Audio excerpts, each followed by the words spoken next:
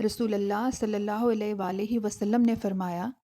جو جمعے کا دن 3 بار سستی سے حقیر جان کر چھوڑ دے گا تو اللہ تعالیٰ اس کے دل پر مہر لگا دے گا۔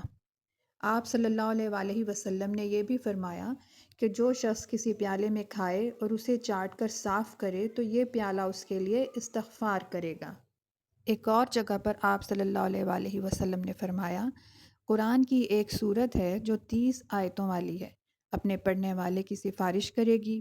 یہاں تک کہ اس کی مغفرت ہو جائے گی، اور وہ تبارک الذی بیدہ الملک ہے۔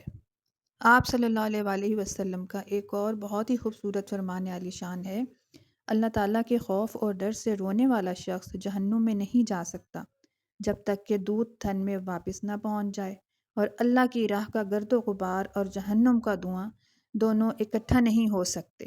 رسول اللہ صلی اللہ علیہ وآلہ وسلم نے ایک اور جگہ پر فرمایا، تم اللہ کی طرف رجوع کرنے کے لیے قرآن سے بڑھ کر کوئی اور ذریعہ نہیں پا سکتے۔